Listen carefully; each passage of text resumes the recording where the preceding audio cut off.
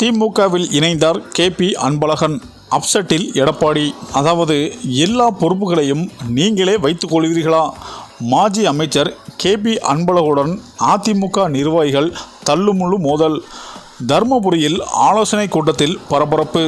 இந்த நிலையில் தர்மபுரியில் நேற்று நடந்த அதிமுக மாவட்ட நிர்வாகிகள் கூட்டத்தில் சலசலப்பு ஏற்பட்டு 2 கோஷ்டிகளுக்கு இடையே தள்ளுமுள்ளு ஏற்பட்டதால் பரபரப்பு ஏற்பட்டது. மேலும் அதிமுக எம்எல்ஏ கூட்டம் நேற்று நடந்தது. இதில் தொண்டர்கள் என 1000க்கும் மேற்பட்டோர் கலந்து கொண்டனர்.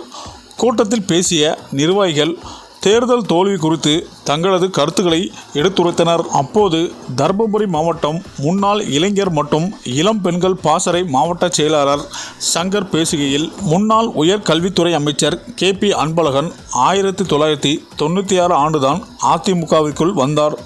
எங்கள் குடும்பம் பரம்பரையாக அதிமுகவில் இருந்து வருகிறது.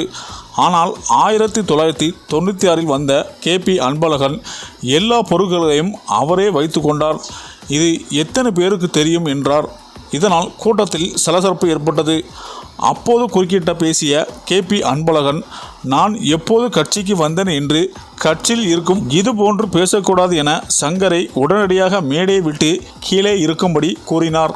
அப்போது சங்கரின் உறவினரான அதிமுக மாநில விவசாய பிரிவு அமைச்சர் TR அன்பழகன், இவர் கருத்து சொல்ல உரிமை உள்ளது என்று சங்கருக்கு ஆதரவாக பேசினார். இதனால் TR அன்பழகனுக்கும் கேபி அன்பழகனுக்கும் இடையே வாய் தகராறு ஏற்பட்டு இருவரும் ஒருமையில் பேசிக்கொண்டனர்.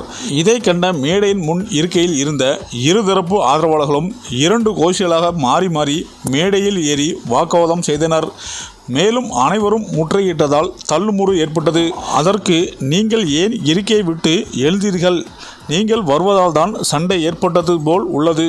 நீங்கள் இருக்கையில் அமருங்கள் என்றார். பின்னர் இருதரப்பையும் சமரசப்படுத்தினார். அதிமுக ஆலோசனை கூட்டத்தில் சலசலப்பும் தள்ளுமுள்ளும் ஏற்பட்டது. இது பெரும் பரபரப்பை ஏற்படுத்தியுள்ளது. இந்த நிலையில் மேலும் இந்த தள்ளுமுள்ளு அதிமுக முக்கிய அமைச்சர் கேபி அன்பழகனை அவமானப்படுத்தியதால் இந்த தள்ளுமுள்ளு எதிரொலியால் கேபி அன்பழகன் அவமானப்பட்டார். இது மட்டும் அல்லாமல் இதற்கு முன்பு கடந்த 2-3 ஆண்டுகளாக கேபி அன்பழகனை தொடர்ந்து அதிமுக நிர்வாகிகள் பலரும் அவமானப்படுத்தி வந்தனர். இதன் தொடர்ச்சியாகவே இந்த தள்ளுமுள்ளு நிகழ்வு நடைபெற்றது.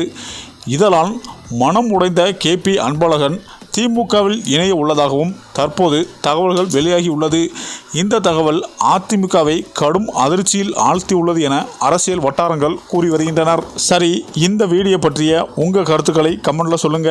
மேலும் வீடியோ பிடித்திருந்தால் லைக் பண்ணுங்க, ஷேர் பண்ணுங்க, மறக்காம நம்ம சேனலை சப்ஸ்கிரைப் பண்ணிக்கோங்க. தேங்க்ஸ் ஃபார் வாட்சிங்.